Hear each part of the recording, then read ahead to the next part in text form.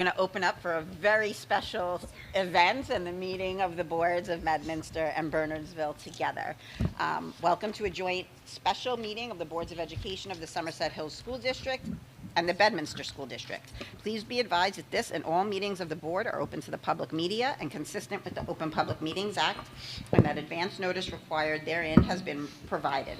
This is a meeting of the Boards of Education of Somerset Hills and Bedminster at which formal action may be taken. The public will have an opportunity to be heard as shown on the agenda. The New Jersey Open Public Meetings Act was enacted to ensure the right of the public to have advance notice of and attend the meetings of public bodies at which any business affecting their interests is discussed or acted upon. In accordance with the Open Public Meetings Act, the public notice of this meeting, which included the time, date, location, and to the extent known the agenda of this meeting, was distributed at 3 p.m. on September 25th and September 29th, 2025 in the following manner. Posted on the bulletin board reserved for announcements in the Somerset Hills Board Office, 25 Alcott Avenue in Bernardsville, and in the Bedminster Township School, 234 Somerville Road, Bedminster. Posted in the main office of Bedwell, Bernardsville Middle School, and Bernards High School, and the Bedminster School. Mailed to the Courier News and the Bernardsville News, and posted on the Somerset Hills School District and Bedminster School District websites. Filed with the Clerk of the Borough of Bernardsville, Far Hills, Peapack and Gladstone, and Bedminster Township.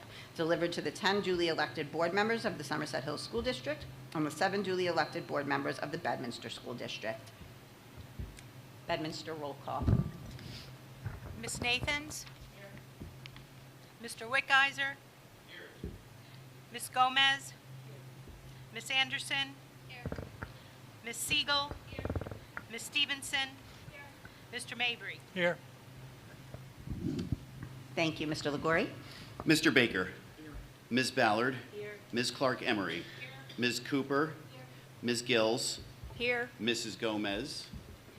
Here. Mrs. Hoppy? Here. Mrs. Santoro? Here. Mrs. Rye? Here. Mrs. Frenda? Here. We have a quorum. Thank you very much. If we could all rise, please, for the Pledge of Allegiance. Pledge allegiance to the flag of the United States of America and to the republic for which it stands, one nation, under God, indivisible, with liberty and justice for all.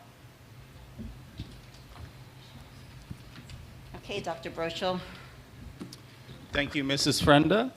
Before I get started, I would like to welcome our guests and our partners here from the Bedminster School District. It's a pleasure to have you here, and it's a pleasure to be able to meet jointly with you. My name is Brian Brochel, and I'm the superintendent here. And I've met some of you, but not all of you. So first and foremost, welcome. I'd like to also point out and acknowledge the superintendent, Dr. Giordano. She's been very open to conversations between the districts. She's been very open to dialogue, and she very much enjoys being an active partner here. I did have some discussions with Dr. Giordano, with Ms. Gomez, with Ms. Nathans, as a function of our collective responsibilities and our collective roles as board members in our respective districts, and as the recipients of two of your most prized commodities, your children and your money. And it's been some time since both boards have come together and engaged in a process of due diligence to examine how the districts function and how they operate. And the purposes of our meeting tonight is to become apprised of work that's being done in the area of not only school regionalization, but also in the area of developing or identifying potential for shared services, which could potentially lead to greater efficiencies. I have spoken to the public here in Somerset Hills regarding the work that we intend to do. And to kind of cut to the chase, I look at it as performing our own due diligence regarding matters between the districts, and ultimately being able to have an opportunity to take a snapshot of the two districts with opportunities that may develop for the board to consider for the future.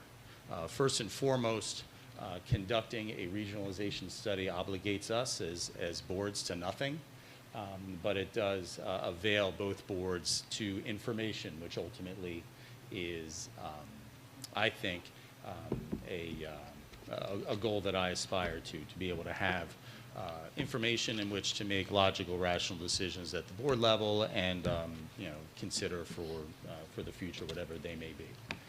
I just want to be clear on what the expectations are from the Somerset Hills perspective of being able to identify outcomes from due diligence and potentially consider them well into the future between the districts. So with that said, I have invited in the School Regionalization Institute from Rowan University to make a presentation to you regarding how they conduct their work. It was determined early on that Somerset Hills would, through the administration, serve as the lead in a grant application and the lead in this project on behalf of Bedminster and on behalf of the collective districts. And I have become familiar with the work that is taking place through the School Regionalization Institute at Rowan University. They are here tonight to outline how they conduct their work and what they'll be doing and kind of provide some greater context regarding this particular process. The spokesperson tonight for the Rowan School Regionalization Institute is Dr. Ken Green, and he was a longtime superintendent, very, very skilled in the areas of finance and operations. He has an academic history that he can share with you, but he does come with a great amount of acclaim and a great amount of positive outcomes, not only to his work as an educator, but in his work in the area of regionalization. So I consider him very skilled in this area and certainly an expert in how to conduct this work. So with, I think now is the opportunity for me to welcome up Ken Green, and he will make a presentation to the collective boards. Thank you.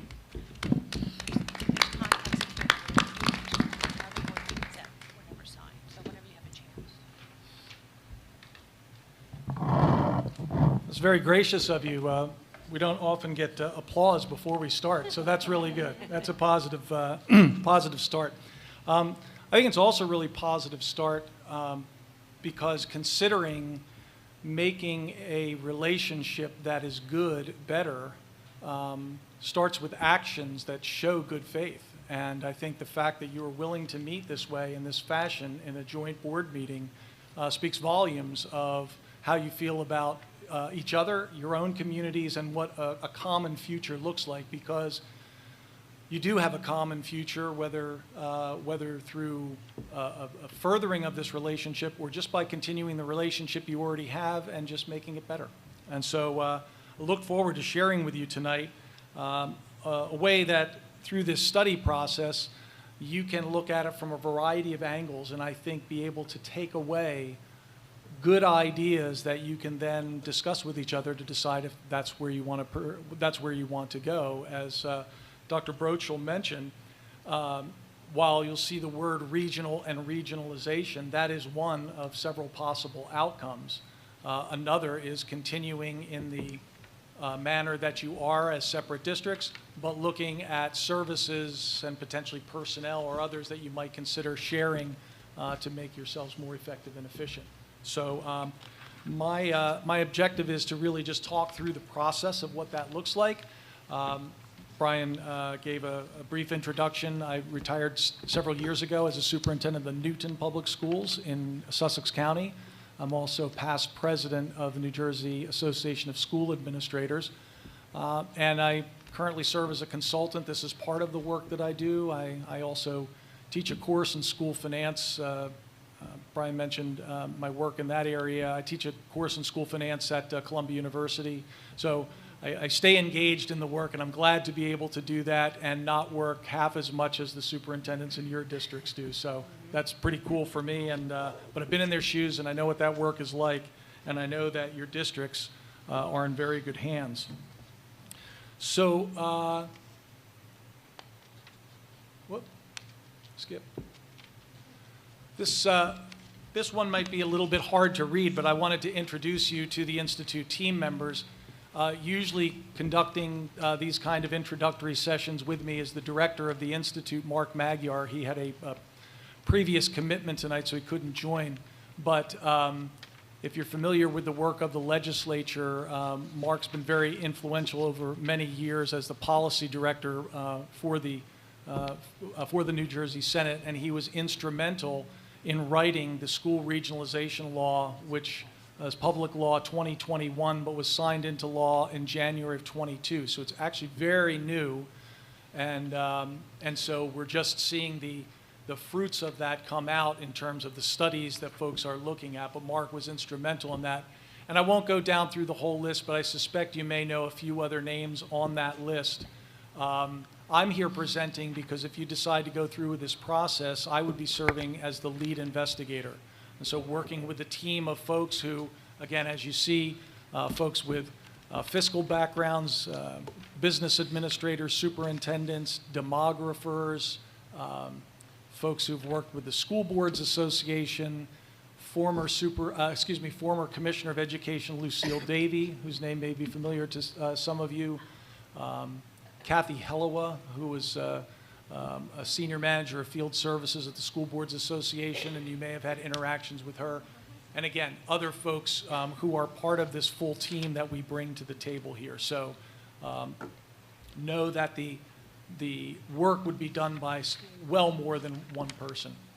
Our objectives for this evening is just to talk briefly about some of the legal requirements of a feasibility study, outline what a scope of work might look like and what our study model is at present, and then address some frequently asked questions as well as your questions. If you want to wait till the end for questions, that's fine. If you have questions as we're going forth, something sparks something in you, I don't mind if we just stop and answer the question. That would certainly be okay with me. And moving to the legal requirements. So I don't want to get too far into the weeds here because I don't know that it really matters all that much, but the grant that Somerset Hills has applied for is a LEAP grant, a Local Efficiency Achievement Program grant. This is an older series of grants that has been applied to more than just school districts, counties, municipalities, fire districts. All of those groups are eligible to receive LEAP grants. The regionalization law that I just cited before came with it, and as part of that law was the creation of a new grant program called the School Regionalization Efficiency Program, or SREP for short. Both of these are administered by the Department of Community Affairs. And so what the department has done is, since there's now two grant programs, what they've done is, as it applies to school districts, they don't really care whether you have a LEAP grant or an SREP grant. The SREP grant has some very specific things that are required in studies, and really DCA expects to see those things done in either one of the studies. And I think when you see a little more detail, you'll see that they're really best practice kinds of things anyway. They're the kinds of things that you'd want to see in a study. So the grant does provide reimbursement for costs associated with this, so there is no cost of any of this to either school district. It's all paid for through a state grant. As I said, our study process will be based on the SREP guidelines. We'll go through those in just a moment. And should it be the case that, there is a decision to move forward at some point in the future with a referendum towards a regionalization, any of the costs of that election are also borne by the state. So just some food for thought, though you're way far away from that piece. So I mentioned that the SREP comes with certain things that are required in that study. They're listed here. Generally, that there should be an element that leads to the establishment of a limited purpose or all-purpose regional district to the maximum extent practical, but that is not a only outcome. It looks to produce enhanced learning environments and coordinating curriculum, looking to provide a more effective and efficient school district. And at the bottom here, that the commitment really is to make good faith efforts to implement the recommendations of the study. Generally, the studies that we've done come out with anywhere between 60 and 70 findings and recommendations, so it's plenty of things to choose from and consider in all areas of operation.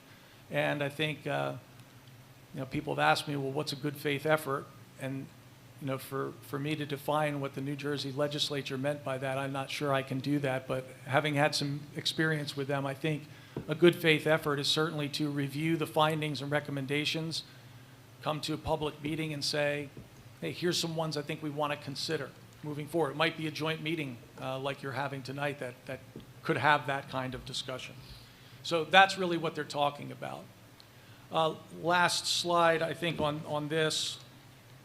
And these are some of the items that the study shall include.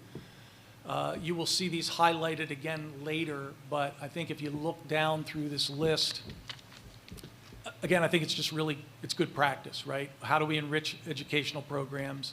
What are we looking at in terms of staffing needs and costs? What are the enrollment trends, state aid, tax revenue projections? Those, I think, the kinds of things you would expect in any kind of comprehensive study.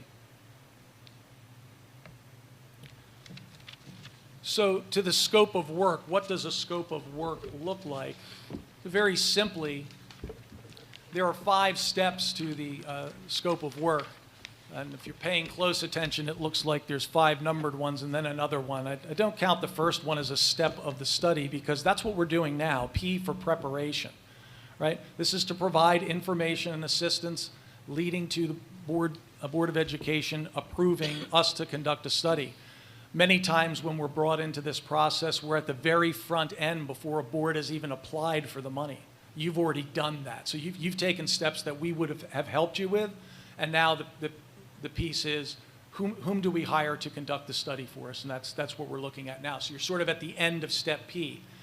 One of the things that we encourage in moving to step 1 and developing an outline of the proposed study is that we gather key stakeholders from each participating district on the model of a steering committee, if you will. Most of the steering committees that we've worked with include at least the superintendent, a business administrator, several board members, almost like a subcommittee, an ad hoc subcommittee, who would then come and report back to their boards about the process and what's going on. I know others have also engaged some municipal officials at times and some others. There's no requirement for a committee, and there's no guidelines as to what that committee needs to look like. So it's something we could certainly talk about together, but from the 2 districts, we would have a committee that would work with our team. The 2 really important steps that committee does is on this front end to help develop an outline of the proposed study. Well, tonight you're going to get a look at what we think is our best practices approach to those studies, but that is an outline, a tentative outline, because each of the communities that we deal with and we work with have things that are unique about what they're looking for in a study.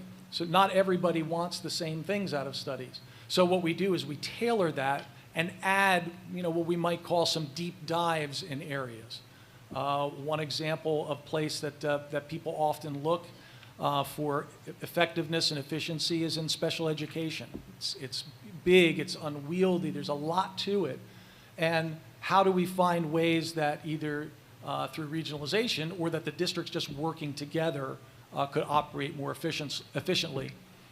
Some of these things may appear easier for you because we're talking about 2 school districts who probably cooperate a great deal already. We do studies with 4 or 5 school districts, and so oftentimes that, the more districts you're talking about, the more difficult it becomes to really be in sync with one another. But that's one place where we're looking at particularly for steering committee assistance. We go down the process to gather data. Data gathering comes really in 3 formats. One is that we look to gather all the publicly available data we can ourselves. So we have access to all state data sets, et cetera, that we can gather information. We do that. We don't ask you to do that for us. We do it. Secondly, would be things that the district has in terms of documents that while they're required or that districts typically keep them, they're not posted on a public website. So things like position control rosters and curricular documents, et cetera. Those kinds of things that may be out there, and some of those we can simply get from websites. So that's also part of our public collection, is looking at your websites for things that we can easily gather. And then the third way that we gather information is not all information that's useful is in a documentary form. So we do site visits and speak and interview key leaders, teachers at the transitional states, 8th grade to 9th grade, looking at the potential for focus groups, if those are something that, for instance, the steering committee wanted to do some focus group work of the public. We also do some surveying of staff, of parents, of students, particularly high school students, on their experiences early on in high school as those relate to the preparation they received from 7th and 8th grade and so forth. So those are some other ways that we gather data, but it's mostly those three ways. And as I said, the largest one is the public data gathering that we do on our own. Then we take that data and produce analyses in the areas of the four that are listed here. I'm going to go into detail about them shortly, but they are the four domains of our study: governance and law, education and program, demography and facilities, and then finance and operations. The next step is to make recommendations based on those analyses and review an initial draft with the steering committee. So here comes the second real important part of the steering committee, is that when we're finished with an initial draft, we want the steering committee to give feedback, because maybe we phrase something in a way that doesn't quite capture the way it really works in your districts. Maybe we have something in there that's not correct and we need to correct it. Those things can happen, and we want to make sure that we're able to do that. And then when we produce a final document, then the final step is to come and present those findings publicly and let your communities ask questions, and board members ask questions, and assist in planning of any next steps that you'd like to take. So that's basically the scope of work and the things that you would see delivered on through that.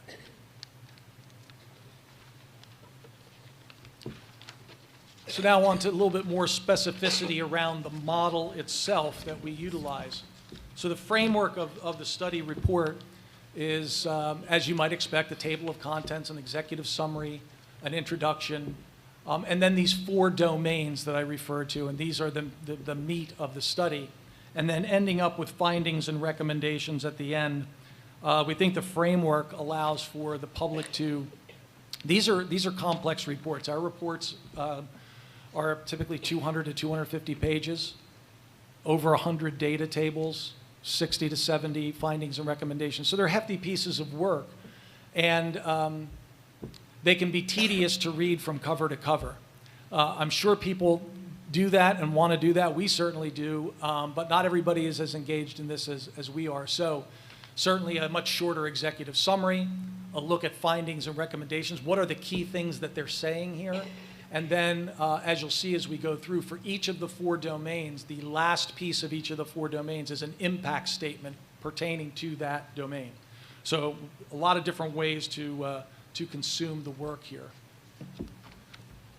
So I'm just going to go through the four domains pretty quickly, but I wanted to give you this level of detail so that you can see the dive that we take into these various spaces. Anything here that's in boldface type is a requirement of the SREP grant. Again, I know your grant is different, but these are the things that we follow. The other things that are in here are things that we believe to be best practices that we want to make sure that we address. So from the standpoint of governance and law, we do a brief profile of your districts. We review the statutes that are relevant to the particular case. So these are not just generalized statutes, some are, but there are different statutes that relate to a regionalization, which involves what you currently have as a, some districts will have a limited purpose regional, a 9 through 12 or 7 through 12. Yours is kind of unique because you have a K through 12, but you're talking about a K through 8 and whether there's a possibility of considering a merger there. So yours looks different than somebody else who doesn't have that configuration, or they may have a K-12 that has send-receive relationships with other K-8 districts. There's different ways to go about this, and so yours is going to be unique to your process. And we talk about, what does the election process look like? What does the board composition look like? So when you bring two together, what does that look like? What do the statutes have to say about that? State monitoring status, stakeholder input. I sort of talked about that before, about the different ways that we look at gathering stakeholder input. Potential political issues. This is an opportunity where there are things that folks think have been discussions for a while, haven't been fully vetted. There's sort of things that are hanging out there, and we probably ought to acknowledge that they exist. Then we put those there. There might have been a disagreement on tuition charges from several years ago that still lingers in the air. There's somewhere there's been back and forth between the school district and the municipality with some disagreements about how certain things are run that they just want to get out so that we're all aware, and we can put it all out on the table to say, look, if this is an impediment to moving forward, we either have to find a way to get beyond it, or then that may put a stop to what we wanted to do.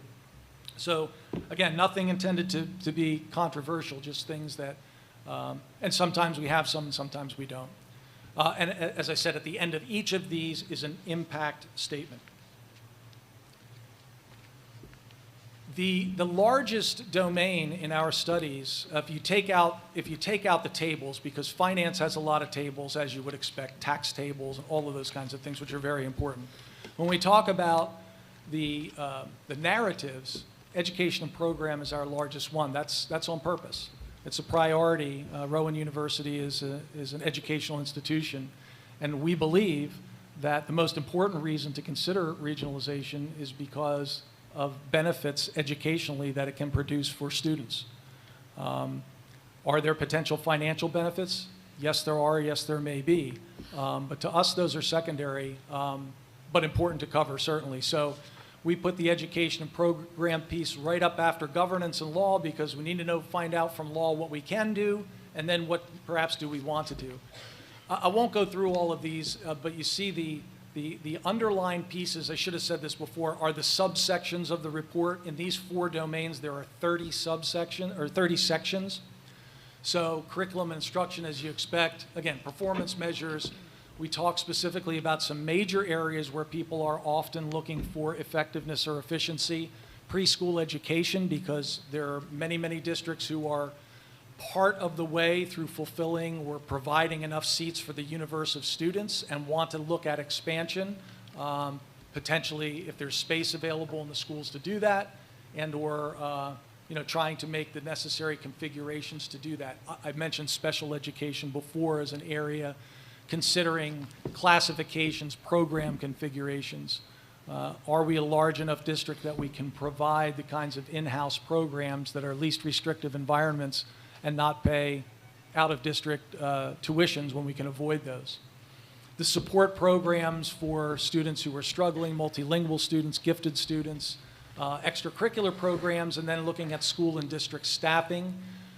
We come at regionalization from a point of view that we take it as a given that the schools as they currently exist would exist after regionalization. This is not about school consolidation, because you still need to teach the same number of students, still have to have principals, still have to have all the teachers, nurses, counselors, all of those folks who currently are providing services to your students. We adopt this from a standpoint that they will continue to do so. Obviously, any future board can decide what they want to decide, but that's not how we approach this. Most of the, what we look in terms of consolidating would be at the district level and district level offices and so forth. But there are some positions where we can make some recommendations and projecting staffing needs. And so those kinds of things will be analyzed, student to staff ratios, et cetera, and where there can be, if some efficiencies considered. And then, again, an impact statement there. The next, demography and facilities. So you can see in demography the places where are required. We need to do enrollment projections. These are 5-year projections based on cohort survival method, which is the typical method, atypical method, and a popular method used by demographers. We include housing, a housing method if there's a reason to do so, if there's significant development expected. We would take that into consideration, and our demographers speak directly to your planning officials to find out that information and make sure that we have accurate information there. We are required to do disaggregated enrollments and projected changes due to regionalization.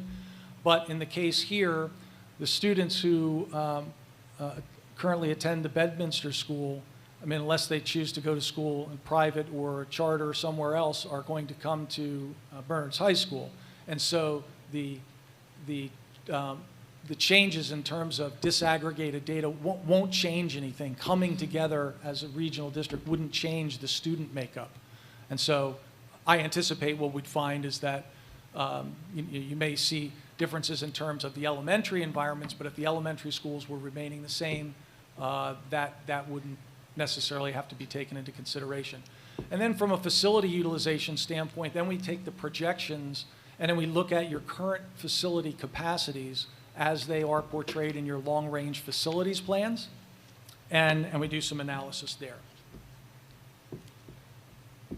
And then finally, in finance and operations, again, I think a lot of the things you might expect, we do take a look at operating expenses largely through the state reports that are done. We look at borrowing margin and debt allocation. We do a review of your collective bargaining agreements and what costs there might be in a potential regional approach.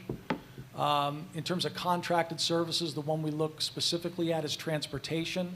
But if there are other contracted services that are being done, custodial, maintenance, whatever they may be in your districts, we would certainly take a look if those were things you wanted. As we said, a big piece of this is beyond the potential for regionalization is the potential for new and enhanced shared services. So this is an area we look at pretty deeply. What are you currently doing now? Not only with each other, but potentially what are you doing with other districts outside of the relationship here? And then what are some potential new or enhanced shared services? We end that with state aid projections and tax levy projections, along with some potential cost savings that are built into those tax levy projections. So that's the nature of the scope of the study. Some frequently asked questions. How long does a study take? Typically 10 to 12 months from grant approval. Again, you already have grant approval, so it could be a shorter time window there. There are no costs to the districts. This is all reimbursed through the state grant. Being a lead district or a partner to the study, we consider, we have a lead agency as Somerset Hills and expect Bedminster to be an active partner. So that means that you're involved in the steering committee work and all the work. You get all the information. You have decision rights in the end as to suggestions that you want to make. Ask, how does the study consider unique aspects of the district? We explain through the steering committee process. We are gathering that information and we build the study around things that are important to you, as well as consider that as we go through the study itself to the end. What happens after the study is finished? We do come back and present the findings at a public meeting, and then the district can consider the recommendations that we've offered. Is regionalization required? No, it is not. It is not required to have a referendum vote. It's not required that the Board of Education put up a vote. None of that's required. What's required, as we said, is the good faith effort, and as I described earlier, a public discussion about the recommendation strikes me as that good faith effort. And how many studies are being conducted? We've already fully completed 3 studies that were done as of the end of last year, beginning of this year. We've submitted initial drafts over the course of this month on 3 additional, and we're engaged in 4 other studies. So we're a busy group, but we have them sequenced and timed out so that we can meet that 10 to 12 month timeline, and we feel really comfortable about that. Last piece here on resources. I will provide to your superintendents these presentation slides. I'll provide them with a template of a study outline, which basically will look like what those slides are, the 4 domains. If you were feverishly taking notes, I will give that to you, so you'll have that. And these are just a couple of examples of regional feasibility studies that, or feasibility studies that we've done and completed. One for the Delsey region in Gloucester County, the Belvedere cluster in Warren County. We've also completed one in Sterling Regional, which is in Camden County. Each of those have slightly different configurations, but if you're sort of trying to wrap your mind up, like, what does this really look like? You can read those. Those are online at the websites of those districts. They have them posted. So bring ourselves to close. You were very kind and courteous to let me get through all that. And if you have questions, I'm more than willing to answer, address anything that you have. Dr. Green, on behalf of both boards, I want to thank you for presenting. I do know on some pretty good intel that they do have some questions, so I would defer to the presidents on those. Great.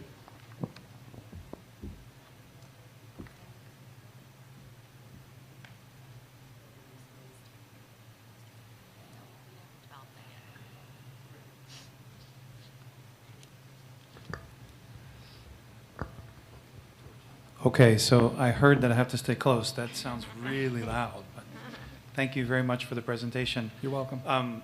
One thing that I'm really interested in that we may not get deep into tonight, so you can guide me about how far.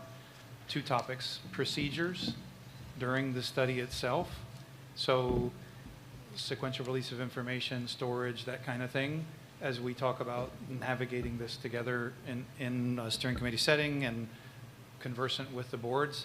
And the other main topic would be maybe just a recap of key lessons learned along the way. I understand that 3 studies is a lot of studies, and 3 studies is also not that many studies. Correct. So maybe if we could start by just kind of talking about key lessons learned and maybe small changes that you made or major shifts you made, and then we could talk a little bit about procedurally, how does this look over that 12-month period. Sure. In terms of release of information, discussion, and interaction. Sure, great.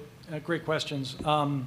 In terms of lessons learned, lots of lessons learned. We came to this from a desire to see school districts get information about what this could possibly look like, and do it based as much on data that exists as possible. It's fair to say that when we did the first couple of studies, that we were building the plane as we were flying it. By necessity, we had to do that because we hadn't had experience with that, but we did have the experiences of reading and digesting anywhere from 15 to 20 other studies that had been done over the last 20 years, and putting together a model that we thought met the requirements that the state was putting out, but took the best practices and ideas from those that we could find and ran them through our own process. But some lessons learned certainly about making sure that you're clear about the data that you want up front and not having to go back and forth to districts, which gets disruptive. Well, we forgot to ask for this, or we should have asked for that. We think we're to a point now where we have a very detailed process that we utilize. It's a spreadsheet, a series of sheets that have 35 data points that we're looking for from the districts, with the ability for the districts to simply put links to documents that they already have into. So it's not like a paper passing back and forth and mailing things and this and that. A lot of it isn't even, PDFs on emails anymore. It's just link the documents so we're ready, we can see that. And yes, do we have to sometimes come back and ask some questions of clarification? Absolutely. But that's definitely a lesson learned, to be as prepared as we can up front. Another lesson, I don't know if it's a lesson we've learned, but confirmed, that having the districts who are involved and the people involved feel like they've had a process in designing a unique study for them. Yes, we have an outline, but there are ways that we can enter other things into that that allow for the uniqueness of the districts to show through. So it's not a situation where, okay, here's the outline, and no, we can't study that, and no, we can't study that. I can't really remember of something where we said no. The only place we'll get into an issue is if we have many deep dives, you know, we can only put 10 pounds in a 10-pound bag. We can't put it in a 5-pound bag. So we have a certain amount of resources and a certain amount of time that takes. So we've learned to balance those things, I think, a little bit better. And I think to move into another learning that begins to answer your second question is where does the process go from here? And so the process, again, starts with having a clear study outline that we work together to create, making the data gathering process as easy as possible. And then what do we add into the process between the study outline and the draft? Because that's really data gather and analyze. But is there a process in there where we can inform the communities about the progress that's being made? And we can do that, and we can do it in a number of ways. We've done it through virtual Zoom town hall meetings. We've done it through providing the superintendents with sort of, here's an update report of 5 bullet points you can share with your board at a public meeting. We've done it through pulling the steering committee back together midway through and giving an update as to things and saying, you know, here's some of our initial findings and the direction that this seems to be going. So there's a lot of ways we can do that, and we're open to doing that in a number of ways. So that's sort of how the process will flow through those months. Does that answer your question? Okay, great. May I piggyback on that? Great question, because I had that written. Sorry, I have to talk really close to this, sorry. As far as informing the public and having public forums, it's not only just Bernardsville and Bedminster. There's Far Hills, there's Gladstone, there's P-PAC. You know, there's a lot of tiny towns that make up this beautiful high school.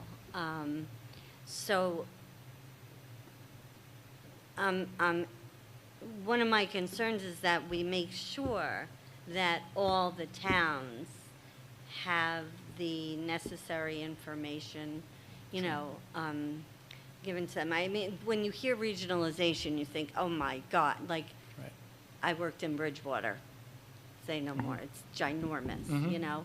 But, you know, it's a scary thing to a lot of people, and I think having this study conducted and explained throughout the whole process could really ease a lot of fears and answer a lot of questions that all communities might have. I mean, you know, Gladstone had the one school, which is now like a library, and you know, it's like this is a one-horse town, and then you know, we've grown, you know. So I think it's really important to keep people in the process. And another question, if I may, confidentiality records.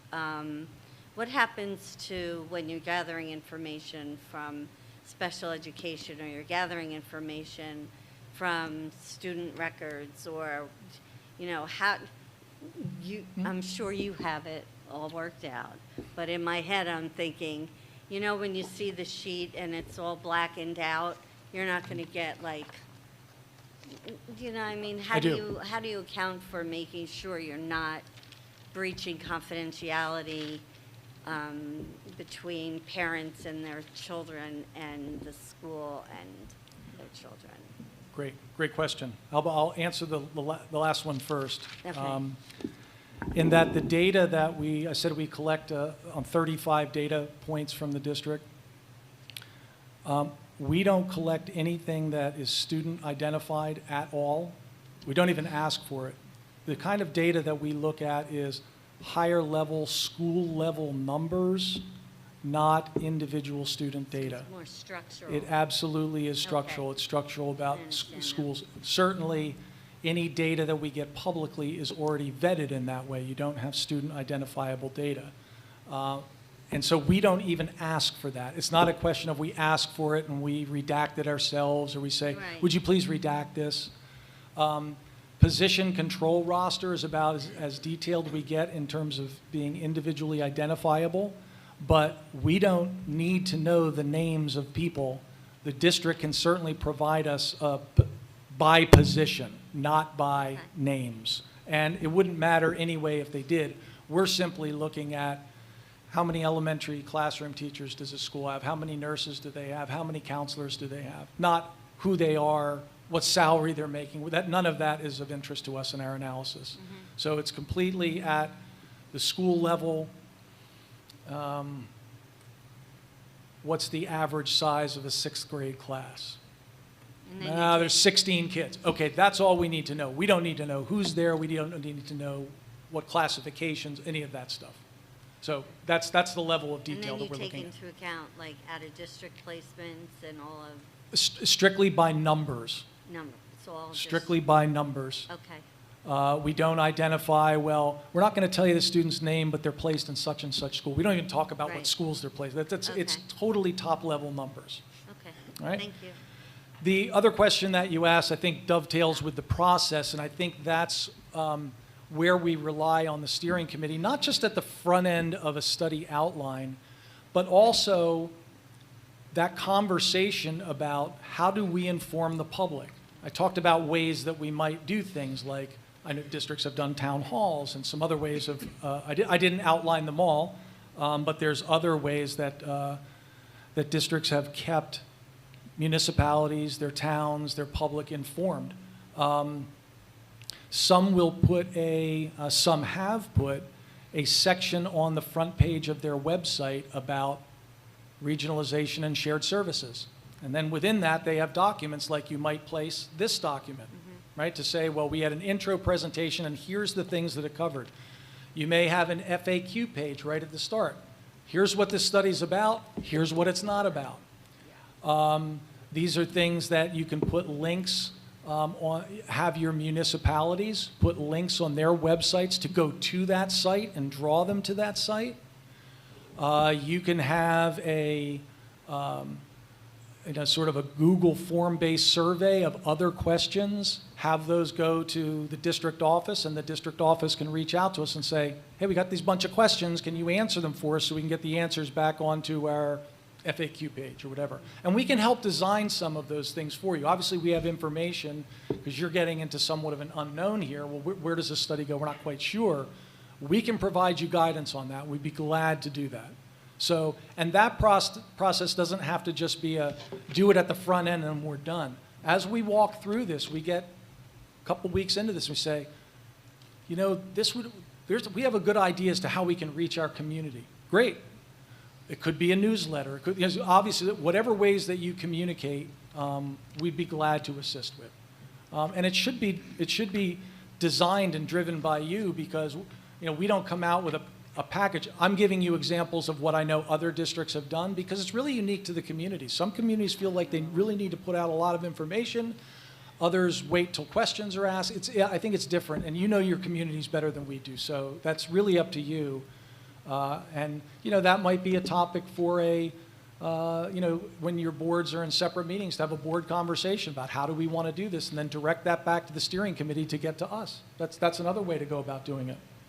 Would you recommend, which is kind of my thought, because we're in it together, I would think that instead of just having us deal with our constituents, I think it's important that we would meet together, you know, so we're not the ones presenting the facts, you guys aren't the ones presenting, so there's no miscommunication. So I think that's It's an excellent really idea. It's an excellent idea. important. And again, that's part of the You know, reason for and the Brian's- steering. Dr. Burchell Oh. is amazing at doing, like, And that's why we have a steering committee where both groups are together. So you both hear the same things, you share those ideas, and maybe at a meeting where we collaborate on some ideas, you say, okay, I want to go take these back to my board and talk with them about it. Okay, that's fine. And we can come back and talk about it again. It doesn't always have to be an in-person formal meeting because it's a ad hoc subcommittee. You can meet whenever you want. You can do it on Zoom, get together for an hour. We're open to all of those to help you communicate best with your communities. Again, even if it's just the nature of sharing that, you know, we're going to get a lot of information about shared services, and we want that information as a major topic. That could be a very important topic to make sure to get out there. So any of those ways we can help, we'd be glad to do so. So I'm going to jump in with just one more, and this is actually for Dr. Brochel. So let's talk just a little bit about your intent for the steering committee, as much as you know right now. How is it formed? How do we separate powers or set up an org chart? What are we doing there? Well, I'm glad you asked. First and foremost, to build off of Mrs. Hoppy's points about communication, and Sarah and Gabby, I think, are aware of this. I believe that we need to follow kind of the custom that we've developed here in creating multiple lanes in which people can access information. Everybody has a different type of need for the level of detail, the level of frequency, and we need to meet a host of different lanes in order to connect with folks from a communication perspective. Some folks will read a 10-page letter and a 5-page letter from me. Not everybody, but some will, and they'll absorb it. Some kind of just want it in different formats, and we have tried here to meet the various needs of the different folks regarding the communication structures at the school level and at the district level, and I would envision keeping that open. We tend to have, on kind of major broad initiatives, we tend to bring in community members and interested stakeholders and limit it at nobody. So everybody that really wants to contribute in on-site, in-person programming is able to do that. And I have done, over the previous 2 school years, I've done multiple sessions that way. But to answer your question directly, as far as the steering committees goes, there needs to be multiple stakeholders and multiple players from Bedminster and from Somerset Hills. Although from a technical perspective, we're serving as like the lead in this work, we're not the lead in the steering committee. Jen and I talk often, and I'm able to understand the need to really engage this in a deep and broad way. So frankly, like, we're really leaning on the collective group here, and also there are people not at the table here that will be involved that do much of the work on behalf of, you know, our collective boards, you know, in our district offices and such. I would lean on the boards to give us some insight on the players, not only on their collective boards or their respective boards, but also community members that may have added value here in this particular space. And Jen and I and others are aware of people inside of the house that can contribute in those ways as well. So from a steering committee perspective, you know, I think that this work needs to be intentional. I think it needs to be deep and broad. And I think it needs to be done in such a way that there is a significant amount of openness regarding exactly where we are, what some timelines are, what some of our benchmarks are. So I think that the development of the steering committee is critical. And to be clear, Dr. Green and the Institute, they work on our behalf. They are here to serve us and like what our needs are. They do a magnificent job of taking time to understand the local context. And Mindy brought up a great point that Somerset Hills already comprises multiple communities into one, and we need to continue to honor that. So it's not my intention to not give you a straight answer, but I think from a very specific standpoint, we're really open to sharing our ideas on some roles that will be critical from our side, and certainly you and others can certainly contribute to that. Excellent. And I think, I mean, what I'm hearing from the presentation is essentially that we have some homework to do together. Yes. To look at what the path towards any kind of kickoff may ultimately entail. And it sounds like there's a real openness for us to co-design that. But if we summarize the broad steps that we heard, we know that we have coming up at some point the point where the organization that we develop to steer the work meets the outline and makes decisions on what's the work. And that would be kind of like the first and most critical element of this. We sort of open the door to the whole engagement. So just trying to anticipate that a little bit, I think it's very clear that we have that to put in front of us and to work on. What are you used to seeing in terms of authorizing a body that can steer that and then finalizing a decision on that scope? Sure. And these are great questions to be asking up front, because this is before we get to actually doing, how are we going to do this? And I hope you will read into my answers that I've given so far that it's not, well, here it is, just go do this, right? Because that doesn't work for every community. And we've, again, lesson learned. You asked the question about lesson learned. We learned that we really have to be open-minded, and we want to be, to what works for the districts, and we'll make it work for the process that we have in place. So as you were talking and asking the question and getting a response, it occurred to me that something else another community has done, as an example, is I could understand why when you're looking to create a steering committee, you know, first of all, you want to get lots of different voices. You want to get lots of different input, but you may want to reserve decision-making about what actually goes into the study to the folks who are the decision makers. They're sitting right here, right? And so what some have done is kept a steering committee of just the partner districts, board members, superintendent BA, and maybe a couple of other key people. And then they create a wider group that they call an advisory committee. And it includes the steering committee plus whoever else is important in the community. And while that steering committee may be 10 or 12 people, the advisory committee may be 30 people or 40 people. And that doesn't have to be the limit of the input gathering. You go out to the input for the entire community, surveying, as we said, town hall type meetings. But you can also create, I'm giving you an example of a district that did create an alternative structure that allowed for sort of a bigger committee to provide input. And then the smaller committee walked away and said, well, this is the input we've heard. What do we want to do here? So that's another structure. Again, none of this is written in legislation. None of it's written in guidelines. And it really depends on, I think you characterized it right. There's front-end work to be done before you get to deciding exactly how you're going to do the study. I'm so sorry. Hello? Okay, I have a question regarding when is the findings at the public meeting.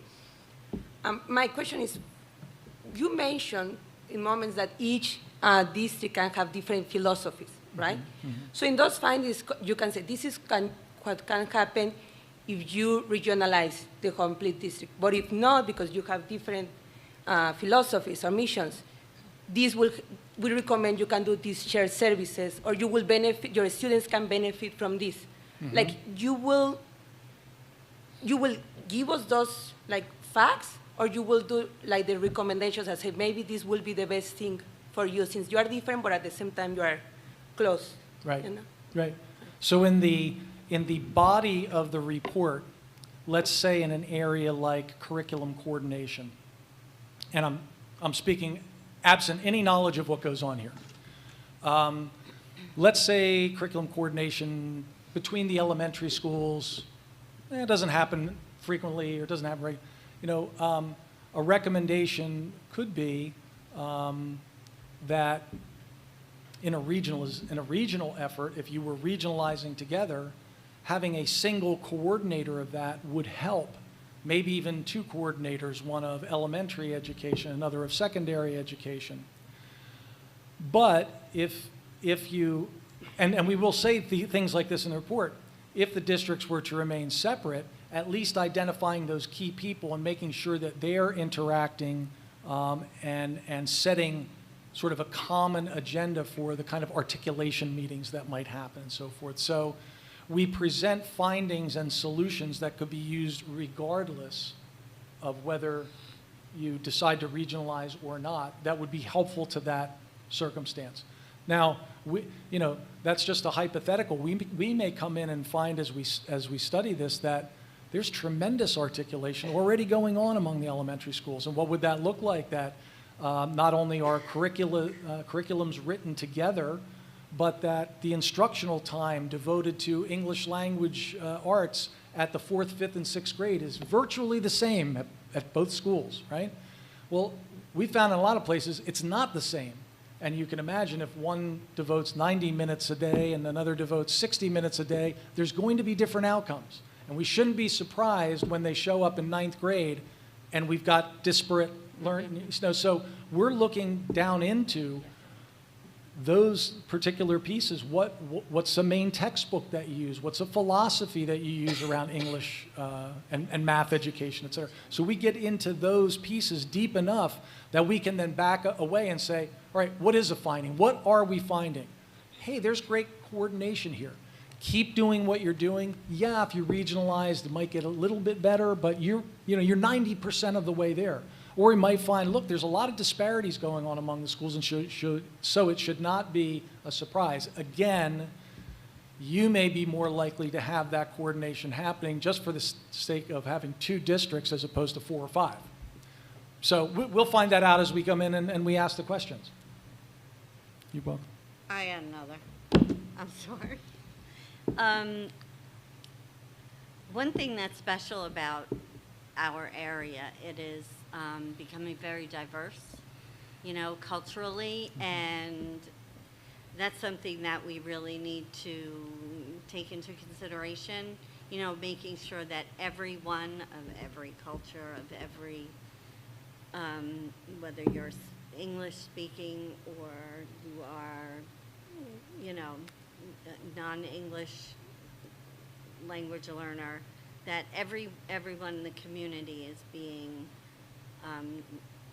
informed, right, and taken into account. So you do take a look at the demographic as far as what the cultural makeup is of our little society here. We do, and it's one of the requirements of our grant, but we also think it's important for practical and best practice reasons. So yes, we do looks at the history of disaggregated enrollment. By disaggregated enrollment, I simply mean by groups, racial, ethnic, language learner status, economic advantage or disadvantage, all the different groups that the state tracks.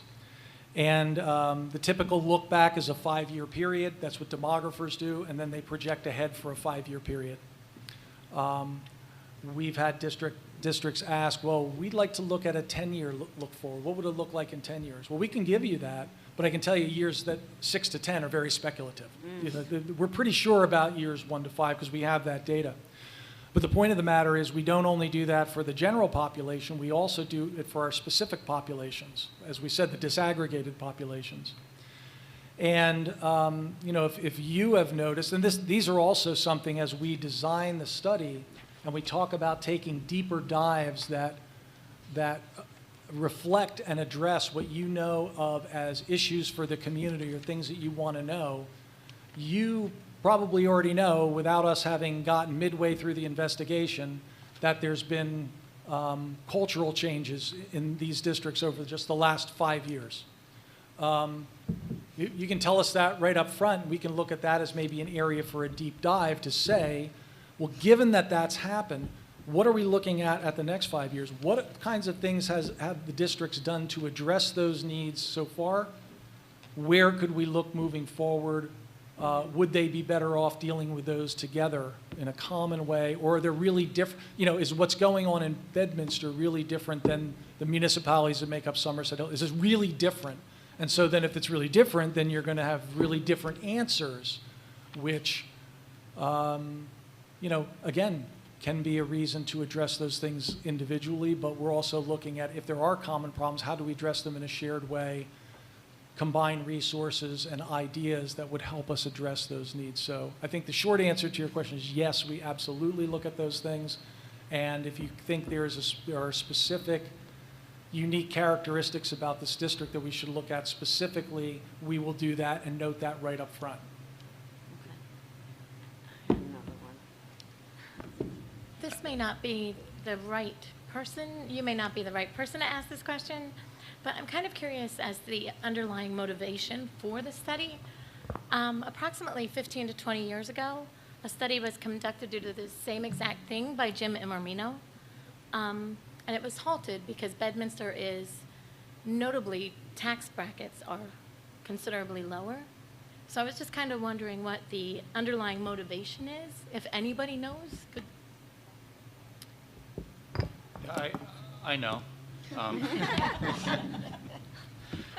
I think that I've read multiple studies that have taken place a significant time, from now, and I felt like it was timely for the conversation to, not the conversation as much as the due diligence to be conducted in order to examine both districts. I view some things that we're seeing here internally just from our shifting enrollments and in some cases, declining enrollments. And I've also developed a relationship with your superintendent, and I've spent time in your school district and your facilities, and I feel like it's important to get answers. Just doing some reflective listening, it sounds like a study was started but then stopped due to tax bracket matters, which, my only argument and suggestion for the two boards is to conduct a full study, and let's arrive at least allowing or availing the two boards to see what that study revealed. And, we may not act on it at all. But what I'm hearing from the Institute is that we will also receive information that we could implement even without doing, without like going to a full regionalization. So I feel like it's incumbent upon me as the superintendent here and certainly the board here in Somerset Hills to be able to just do the due diligence that's reflective of 2025. And, if we move somewhere, great. If we don't move anywhere, great. But I think that allowing the boards to go through that process is an important piece, in my view, as to what the role of superintendent and business administrator and board member is. So my only motivation really is to be able to arrive at information, and then what we do with that information is a whole other process that does speak to some steering committee work and to some communication and further exploration, both as singular entities and then potentially as multiple entities. I've been talking a lot, you could go. Susie has something. Yeah. Kind of following up on that, Dr. Bradshaw and Dr. Green, what percentage of this is spent on regionalization compared to how the two districts can communicate and work better together? Because from what I know, some of the issues that are the reason it didn't happen 20 years ago are still going to exist today. But some of the other things that you're talking about, as a board member and a parent of a kid who's gone through Bedminster and Bernards High School, I think that some of these other things that you're raising are actually really important, and from my personal perspective, maybe more important than the concept of quote-unquote regionalization where everybody shares everything together. So I'm just wondering how the split is, if you will, and how do you balance the time, as you said, there's a finite amount of resources to be doing this. How do you balance the time spent discussing regionalization compared to shared services, curriculum coordination, and those other things that may actually, as you start the process, the steering committee and yourself may determine, oh, maybe we should be spending more time looking at these things and how these can be better compared to the official regionalization? Yeah. It's a really good question, and I think the easiest answer for me, which is not so easy for you, is for me to ask you to go read through some of these studies that we've already done, and you can see the way those things get laid out. If I could give an overview of it, it's that we look at certain data. So I'll use the example of the curriculum work, and we survey the districts about, again, their resources, the time committed to certain subjects, and like the benchmark assessments that they use. We get into that. And then when we do that, we see if there's a lot of disparity, recommendations that will come out of that can be largely done whether you regionalize or you don't. So a lot of this doesn't come out, well, if you regionalize, do this. If you don't, do this. A lot of that is, well, how can we get to better curriculum coordination and working together? And that, again, that can be done with a very purposeful mindset by two separate districts. I wouldn't say it can be done, and it has been done. I won't say it's as easily as with one district, because with one district, it's pretty easy. It's very easy to get that work done. Although if you operate within a district and you work with different folks within, you don't always have unanimity in what you want to do, even within one district. So there are some difficulties there. But I would encourage you to look through and just sort of get a flavor of how they come out, because most of them come out as like there's data, we analyze it, it tells us a story, and then we're going to produce some recommendations, some of which will be clearly only applicable to a regionalization, and others can be done even if you remain separate districts. I think in the case, too, of speaking to the tax situation, the state aid situation, those are ones where we very clearly outline two different scenarios. So with state aid, what would happen with state aid, and what do we project moving forward for the next 5 years if you stayed separate? This is what we project based on our modeling of the school funding formula. And then what would it look like if you were together? We provide you both of those pieces of data, so they are separate, and you can see, well, this is this and this is that, to the point that when we get finished with it, you know, the ones that we've done and completed, again, with the ones that we're completing now, a half a dozen of them, we've had ones where we've had to say, look, the state aid picture doesn't look good if you regionalize, so you really have to consider that. Or it's a marginal difference, really doesn't matter, you're going to get a lot of educational benefit that really probably doesn't matter as much. Same on the tax side. We do the same thing on the tax side. What would the tax side look like if you came together? What does it look like now? How it works? So there's comparisons that you can make. And again, if you, the question was about before, we got to the end, near the end of a study, and we didn't continue because there was concern about taxes. Well, you're going to get that information. So there's no harm in having the information say, look, it's really unbalanced, it's just not going to work, or, oh, this is not as bad as I thought it was. We might be able to make this work. So those are the kinds of things I think you get out. I hope that answers. It does, thank you. Good. And I just wanted to add also that, to add to Dr. Brochel's response is, I was listening for it, and you said it pretty early up front, is in considering this, it wasn't with the idea of regionalization being the outcome. It was, how can we best have the greatest impact and student benefit within our districts? So this study is going to provide us with a tremendous amount of information. And in the end, it's going to be up to us into how we utilize that information to have the greatest impact on our student educational experience. So as a board member, and you know, in our discussions, that's the lens that I view this through, and I would certainly never want to halt that work and not get the outcomes of this study, because no matter what, it's going to benefit us, no matter what the path forward is. I think, just to echo that, because that's exactly what I was thinking too, that early on you touched upon this. I mean, this is, yes, we're going to look at all the financials, of course, that's part of the regionalization, but the driving force amongst our conversations is around the benefits that it'll bring to students overall. We have two great schools, and if they can be even better together, maybe they stay great separately. We don't know. That might be the answer. But if they can be even better together, then that's another consideration that would benefit our students. So really, I mean, I know our conversations have always been really student-centered and student-driven and bringing the best results. I loved the curriculum coordination piece. Like, that really went a light bulb in my head. That wasn't really what I was expecting to be part of this. That's why I was wondering how that was going to be focused on or not focused on. Is it just sort of a throw-in, or is it something that's really a significant portion of this, those non-regionalization factors? Mm-hmm. No, they're big So portions. Yeah, they're really big portions. Like I said, if you stripped out the data tables, the largest section will be the education and program section.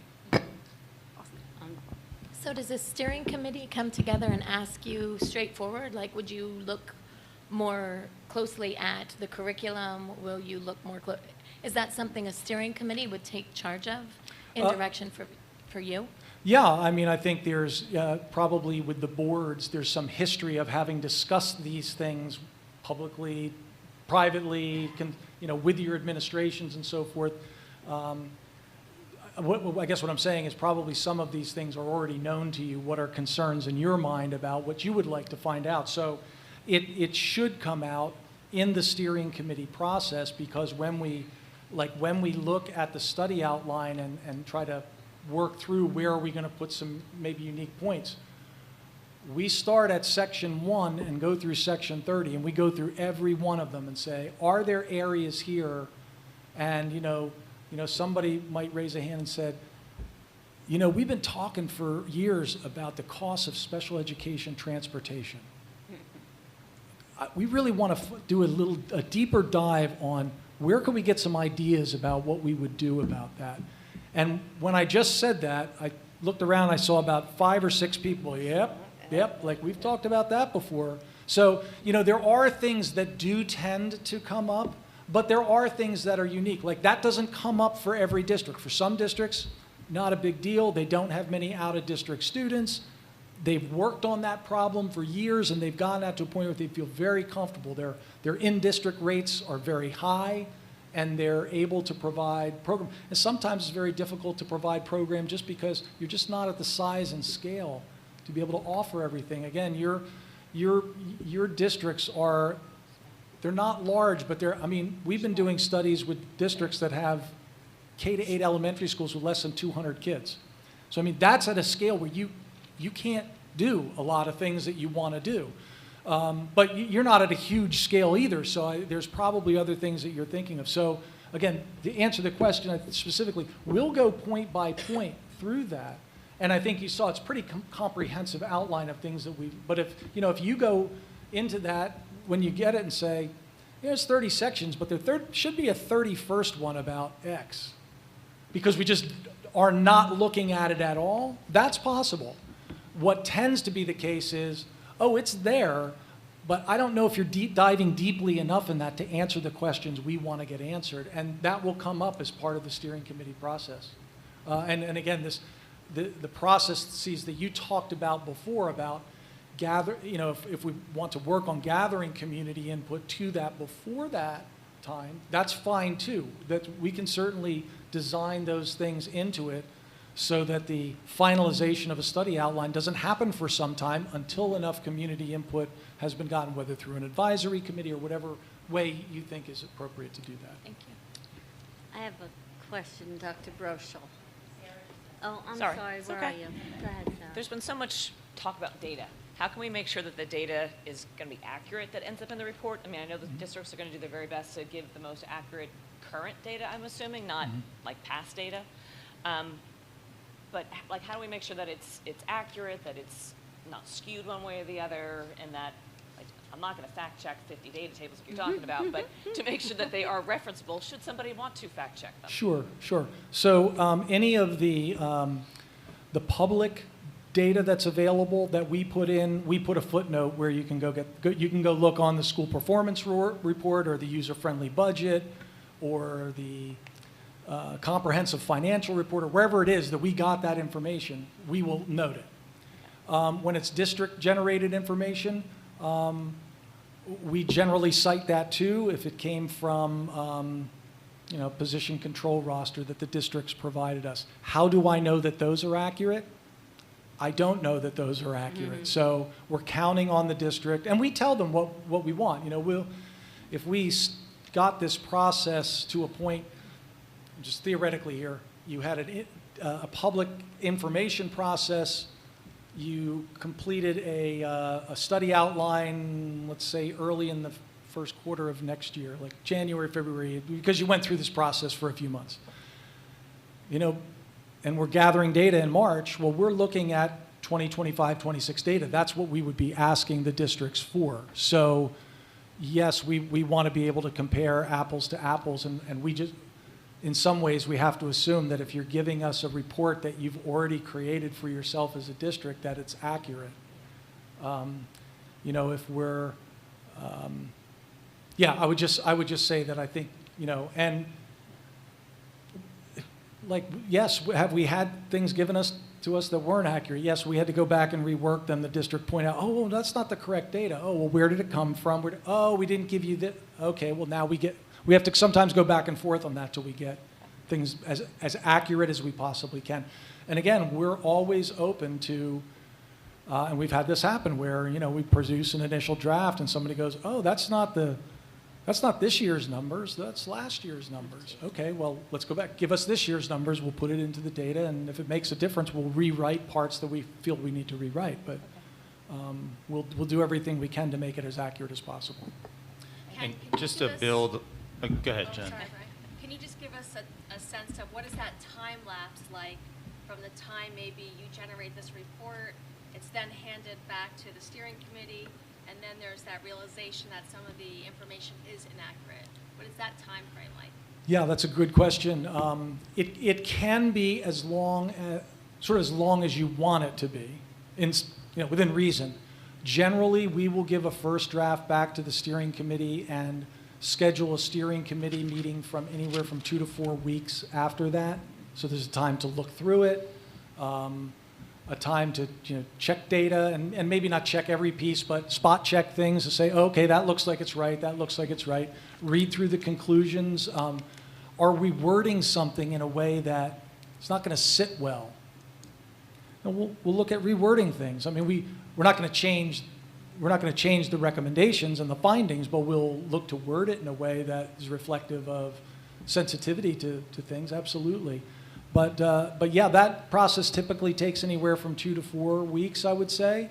And if you tell me, like, we need 4 to 6, we can wait. Like, it's really, I think the only thing that we're bound by is me not knowing the final dates of when the grant is eligible, although those grants, you can request extensions to those. So we have not talked about that. I mean, we're too early for that. We're asking for you to consider approving us to do the study. So I think that would come after that time, but we can be very flexible with those dates. Yeah, we need to work backwards with that deadline so that we can see how many of these steering committees are realistic. Mm-hmm. What is that time commitment like per meeting? Mm-hmm. Can you talk a little bit to those points? Sure. In terms of steering committee responsibility or time commitment, we've had studies where the steering committee, after some public information, gathers together and finalizes an outline in a meeting. We go and do the study. We send them the initial draft. They review it. They come back. We have a meeting, 2 meetings. We've had others where the steering committee wants to sit and plan a little bit about these, work with us to plan, which you don't need to do. You can work on your own to plan your public information and how you want to do that. But we'll gladly work that. So, that depends on how much time folks want to spend doing that. But if that seems like, oh, that could take a couple of meetings of our work, then we can plan those in. We could certainly plan an update meeting at some point. So we could end up meeting 6 or 8 times through the process. It doesn't really matter to us. We'll do what you need to have done. And I don't want to say that as a cop-out. We'll offer our input and guidance as to what we think has worked. And I'll do what I have done is I'll give you an example. Here's an example of a district, a cluster that did this. Here's an example of a region that did that. And I think you'll have enough to say, oh, there's, it's like when I've had students ask, grad students, I have a paper to do, and how many pages should I write? Well, more than 2, and less than 12. Does that give you an idea? So you've got a pretty wide range here of what you want to have happen, and then you just need to make the time commitment that you're going to devote to that, given all the other things that you folks have to do, which are very important, and this is only one of those things. Just wanted to build on a comment that Sarah made and then Jen as well. there's a particular onus on the administration of both of the districts to complete this work. We're not expecting board members to be running position control rosters, et Correct. cetera.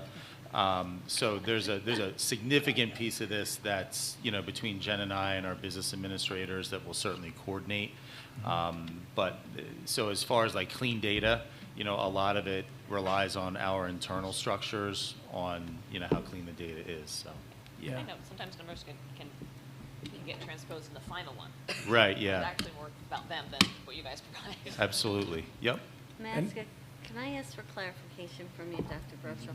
I remember vaguely a while back that you had mentioned that the Department of Education stated that they're looking at districts with under 300 children, that they were looking at them to regionalize. I mean, I remember vaguely.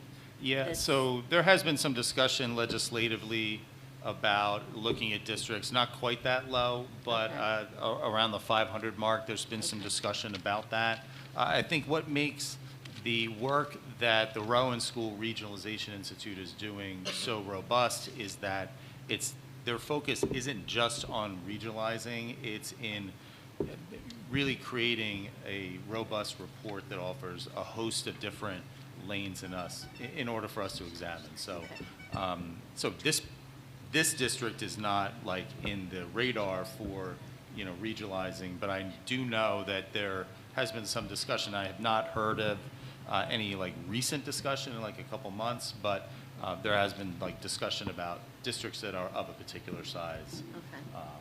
But that's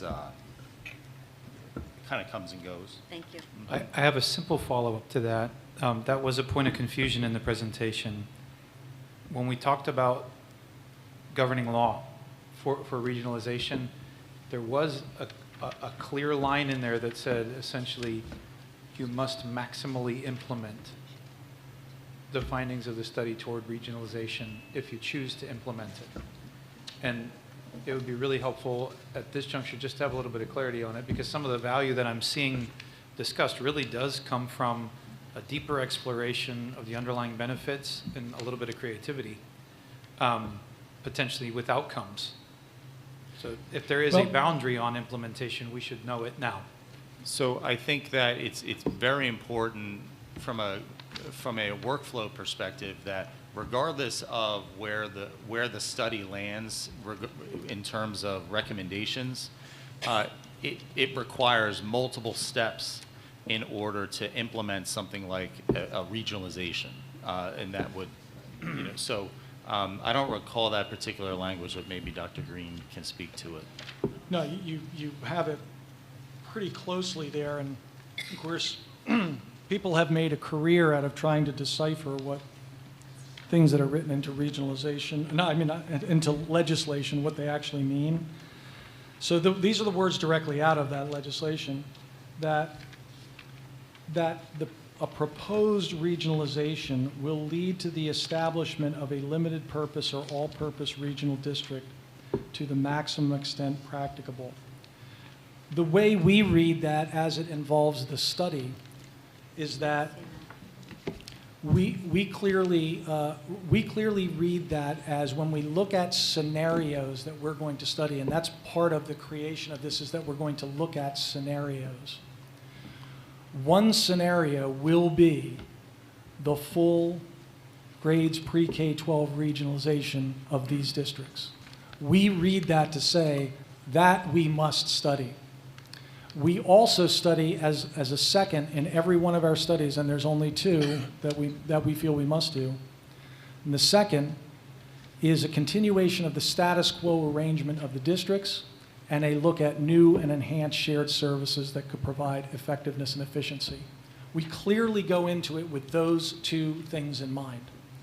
So we're aware that the state has as a policy objective, which is not, again, there's talk about like things about smaller districts and what they're going to do. I'll believe any mandated regionalization when it actually starts happening. That talk has gone on for decades, and it doesn't get anywhere.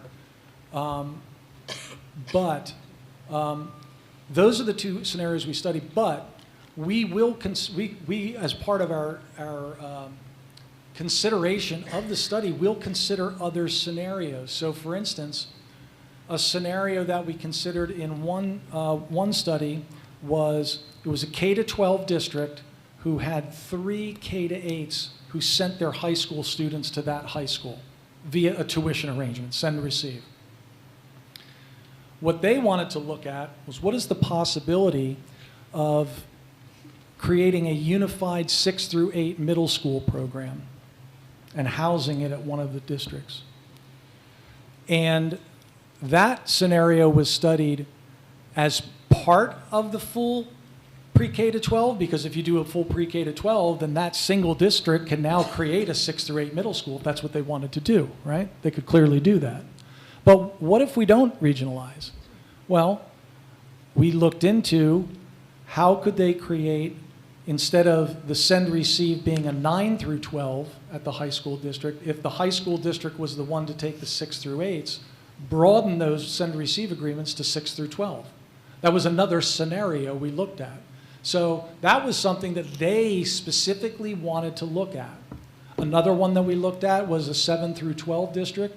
Well, what if we looked at adding a 6th grade to that and made it a 6 through 12? Again, different. That didn't stop us from doing the full pre-K-12 and the shared services. We did those too, but we added a 3rd, and in one case, even a 4th.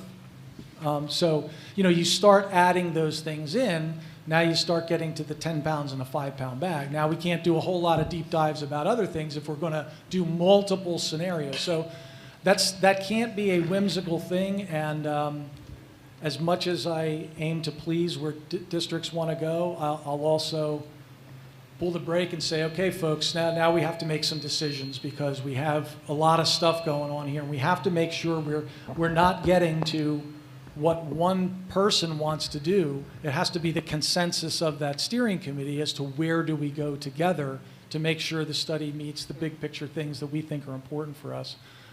So again, there's possibilities, but that's a long-winded answer to what are they talking about there. We're reading into it how it impacts the study. I don't think it puts any limitations on you. There's another part that's very clear about good faith efforts, and that's, you know, that's more incumbent upon the board to make a good faith effort, and I think that's reading the document. Hey, here are some recommendations. Let's really look at these and consider these. So just clarify, because when I read will lead to the establishment of a limited purpose or purpose regional district to the maximum extent practicable. But on the top it says that's the school district regionalization law. So I'm looking at it like, once you decide to regionalize, then you follow this. I agree. I was speaking to it from the Right. standpoint of the study, but I agree with you. I think that is what it says. If you are going to propose regionalization, Yeah. and so what they want out of the study, in our opinion, is to show a full regional. That's what they want. So this really doesn't apply to us until we decide. I would say so, but again, people have made careers out of But trying to then again, I'm interpret not a lawyer. legislation.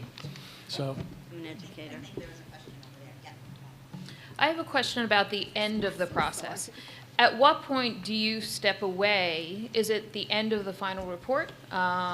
Is there any implementation that, you know, you offer to us once a decision is made? Kind of, what's the end of the process? so the end of the study process is the production of a final report.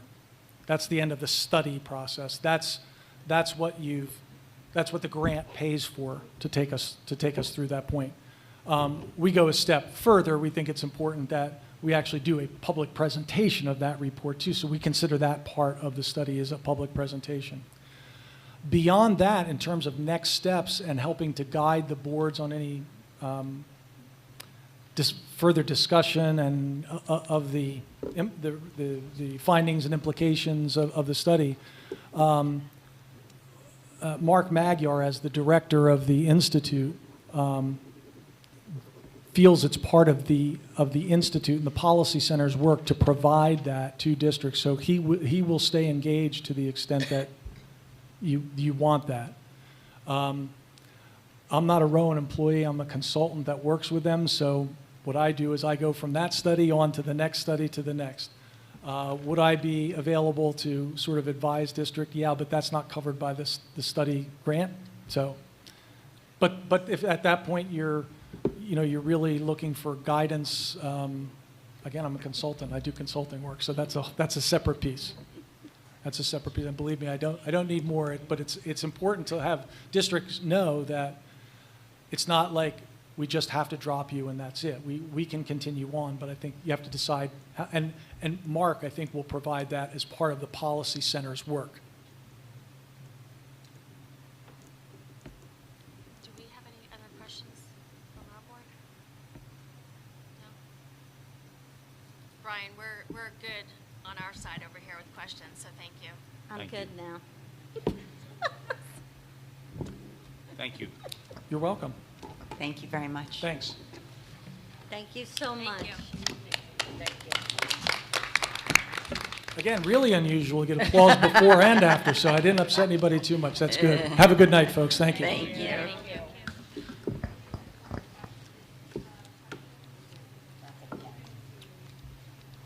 Public comment is at the end. Yeah. So we do have other agenda items. I would defer to both of the presidents if you would like questions from the public to Dr. Green to close out. I defer to the presidents. Sarah, did you have any, did you want Dr. Green to stay for public comments? I think so. I will let him.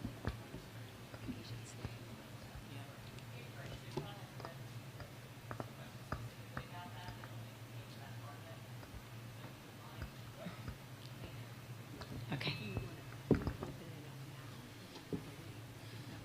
I think procedurally we should open up public comments now. Yeah.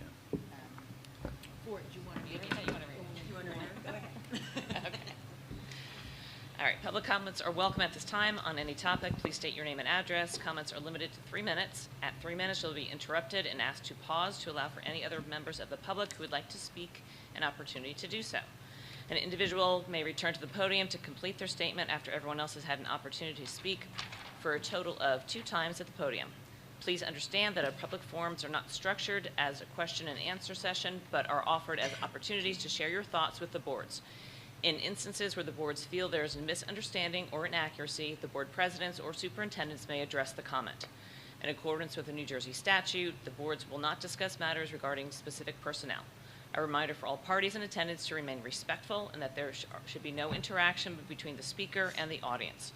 No members of the audience should interfere with or interrupt a speaker's comments. Thank you in advance for your input.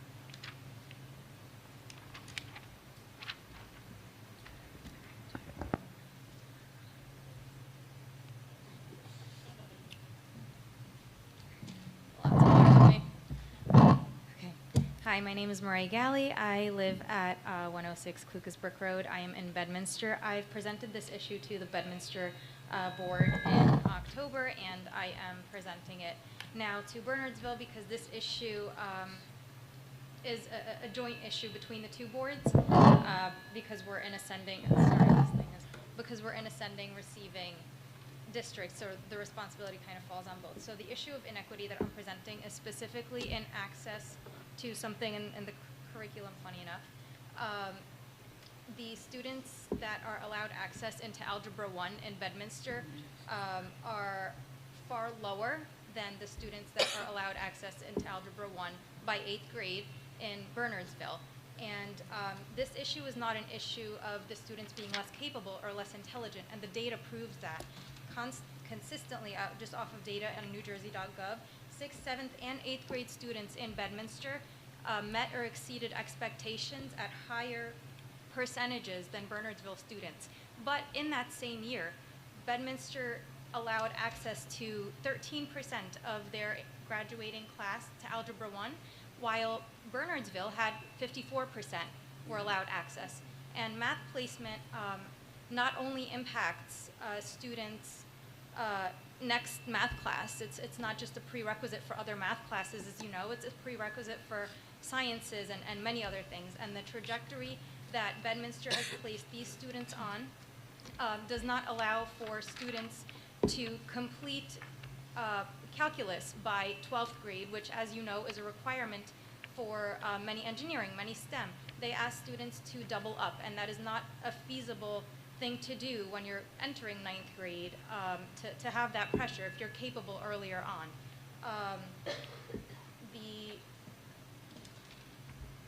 The students are entering Bernardsville the students from Bedminster are entering Bernards High School at a disadvantage. Many parents have year after year spoken up about this to the board in Bedminster, and students have spoken up about this. It's not uncommon for students who are older to tell their younger siblings, oh my gosh, you have got to get into this program because you're going to have to double up and it's going to be very stressful. And a student actually wrote about this in the Crimson, I think, Cafe is what it's called. And we do need to align criteria because it is causing a disadvantage to our students. Our criteria is far more stringent, and we consistently have anywhere from 20% to over 45% differences in the numbers of students allowed access to a core curriculum subject like math.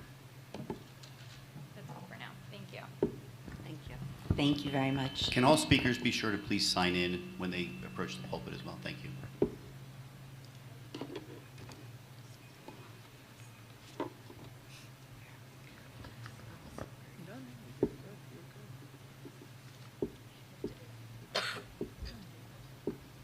Okay, so based on input that we got from Bedminster and the audience about wanting to have questions on the study, public comments at this time should be related specifically to the study, if you have questions related to the study. Okay. Hi, my name is Jen Chang. I'm in Bedminster, 1 Jordana Court. I have 3 children, one at the high school and the other 2 are in Bedminster. So I do have a question related to the study. And this is, we have overall, positive experience at both schools.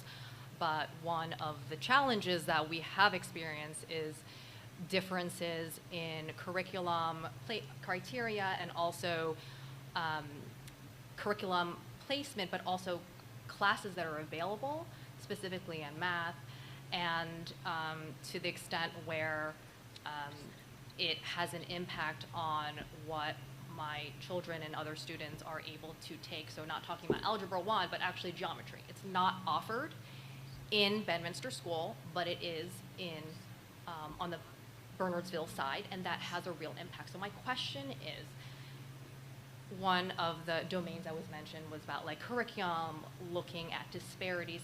Is this something, is this study something that would look into how to better align the disparity in, I'm talking about the core curriculum, like math, that has a real impact on, and a domino effect on the classes that they can take. And I'm seeing it with my son who's in high school, what science classes he can take, what math classes he can take. He was one of the top students in Bedminster, but he actually had to take a summer class in, because we found out from a high school student who graduated, and so we realized that he would actually be behind. So instead of doubling up, which we didn't think was great from a mental health perspective, we actually had to, he sacrificed an entire summer. We paid for private tuition to go to an approved course, and then he had to take the exit exam. And now he is in the class that he should have been in. So the question is, would this study be looking at how to better align so that there is, that to address the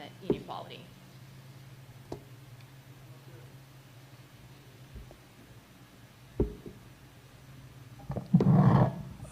So yes, that issue is certainly something that we could look at, and that would be something that wouldn't necessarily be part of our purview in a general sense of what our outline looks at, but as I think I stated, that some of the things we tend to look at are resources that are used, instructional time, benchmark assessments, some of those things that can be aligned.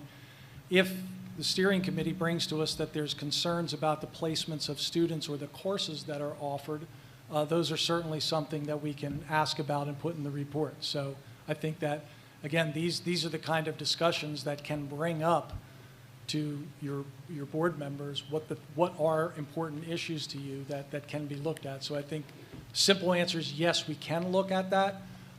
If you look at some of the other studies we've done, you won't necessarily see that in all the studies because perhaps for them it wasn't an issue. But if it is an issue for these districts, that's certainly something that we can look into and put onto the report. Thank you. Is there any other public comment on the regionalization study specifically?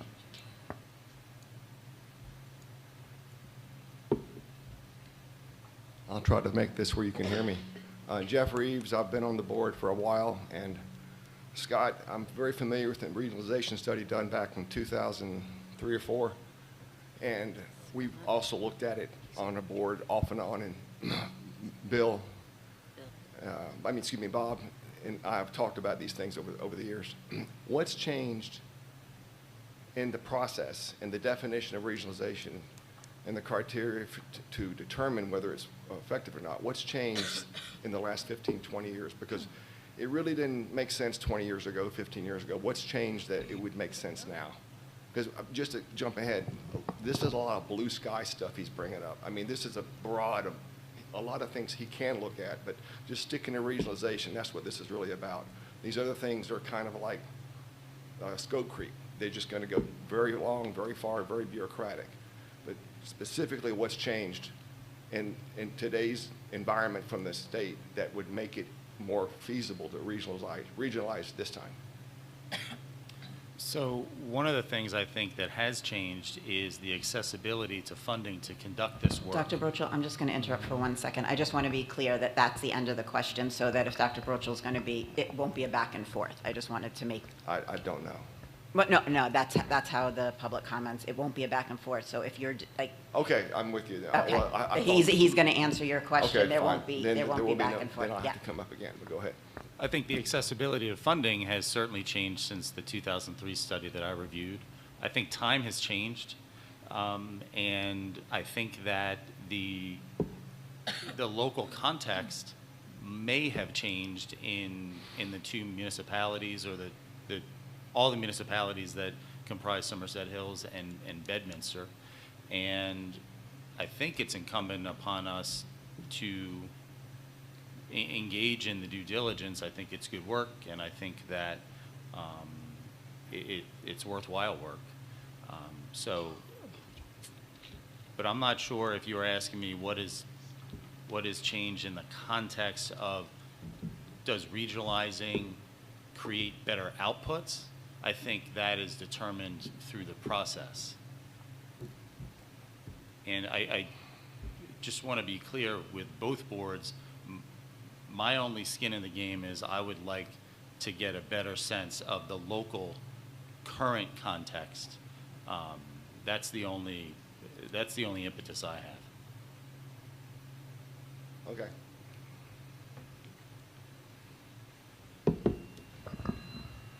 Is there anyone else with a question regarding regionalization right now?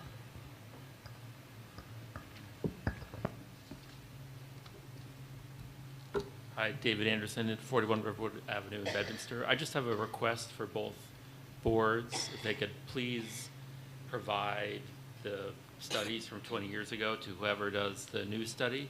I mean, I assume we still have those records. I know it was 20 plus years ago. Head count, all that stuff is probably different, so there's maybe a lot of irrelevant material in there, but there may be some insight that would be helpful. So I would just ask the boards to provide those old studies and whatever you have relating to them, studies, public comments, whatever documents you have relating to those studies, not just the studies themselves. Thank you. Thank you. Is there anybody else who has a question?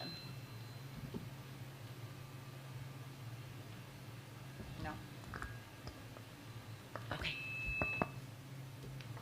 open. Can we just get a motion on our side to close public comment?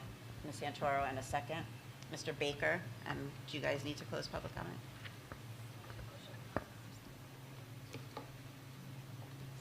Okay, thank you. And I guess then we would move on to the referendum discussion. Thank you. Yeah, I just want to, so both boards kind of know like where kind of like the next steps are, you know, in all this. As a lead agency, I do intend on recommending the Rowan School Regionalization Institute for appointment at the November meeting. So I want, you know, I want you all to be aware of that. I think that I think their process is sound. I think it's robust. I think it, at the very minimum, will provide us with information that collectively and individually the boards can consider.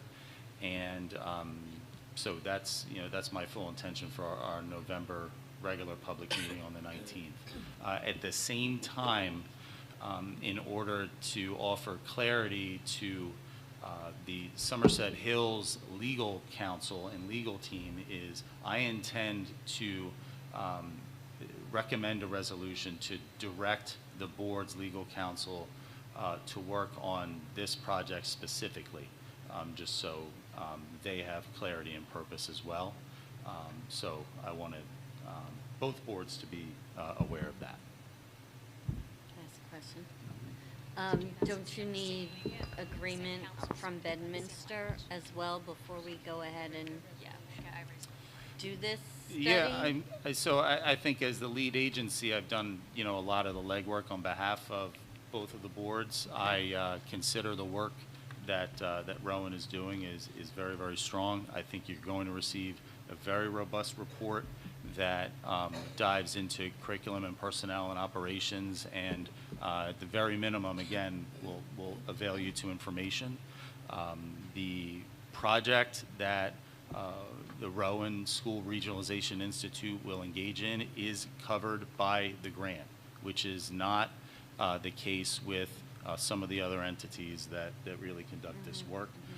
So just, you know, to be clear on that, that is a benefit to both boards, and I don't, given the fact that I fully expect that the data that they are availed with is going to be clean data and relevant data, I consider that the recommendations and the outcomes will be consistent with, you know, what another group could arrive at. So certainly I can open up the floor to Bedminster if there are any extraordinary reservations, you know, to the Rowan Institute. There is a consideration. I'm sorry, Jen. There is a consideration on the timing of the grant. It did take us a bit of time to identify a date for us to get together tonight. So there is a particular calendar that, you know, we're working towards also. So.